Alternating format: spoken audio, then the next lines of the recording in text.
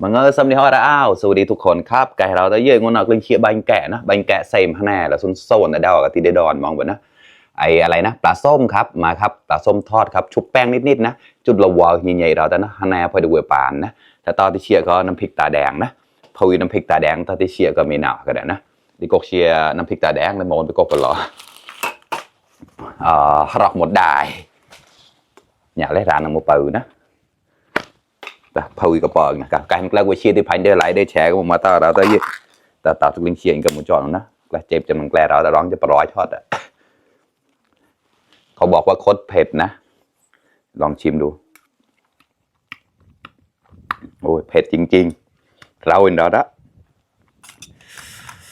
มา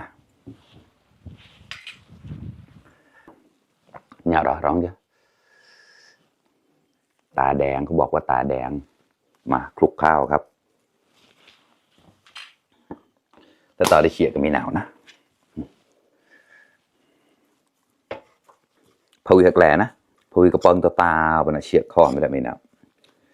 แบ่งเลยก็ได้กลนดาดนะไม่หนาวดึกดาดข้อมาก็เราได้แต่จับไม่หวานครับอันนี้โอเคครับบางเจ้าเขาจะทำหวานมากนะเป็นคนไม่ชอบหวานเท่าไหร่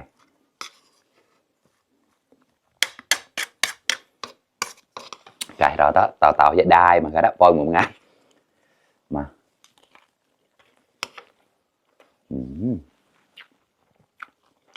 เราเองđó đó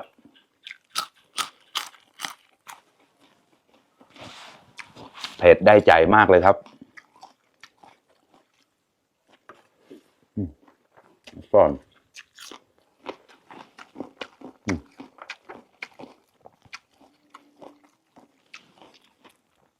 อันนี้50 บาทร้านน้ำปูอร่อยแล้วนะหมดทงเลย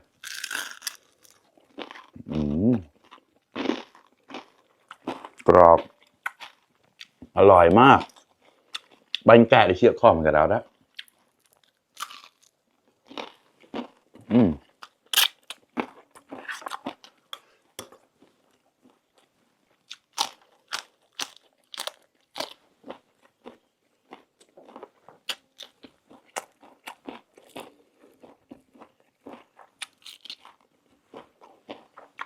ร้อนครับ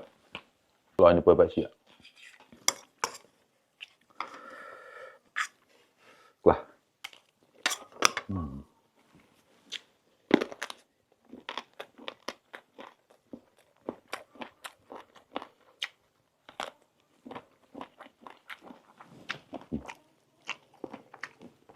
ได้ข้อมันข้ออร่อยมาก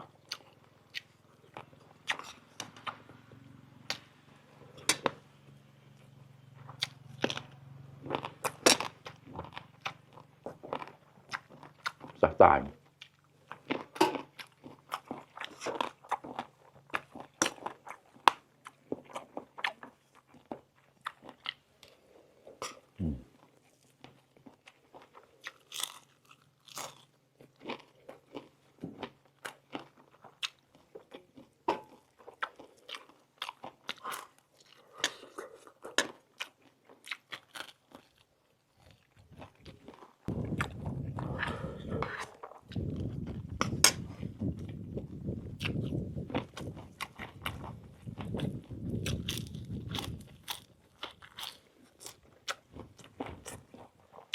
อร่อยน้ำพริกถูกใจมากข้อมากับฮารอกเลยแกะนั่นเลยข้อมากับเที่ยวกว่าเหมือนกัน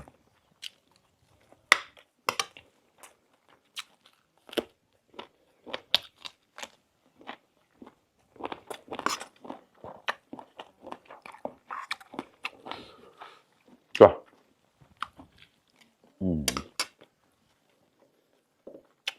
เพื่อสอนแป๊ก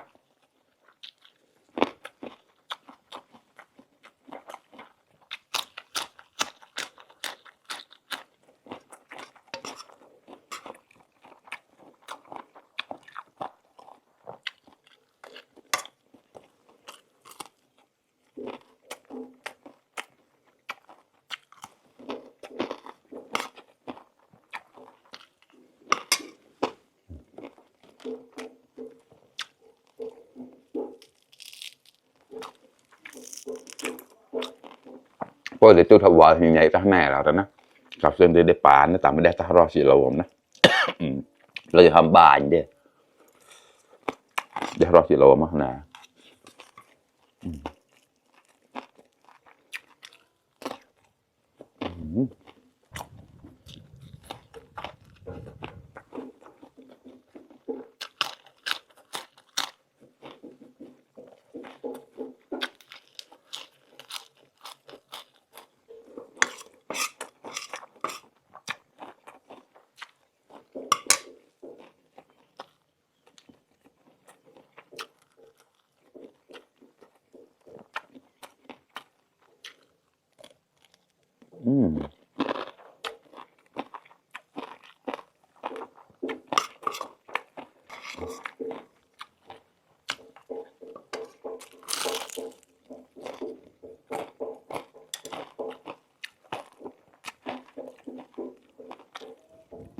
น้ำด้วยโซนซะ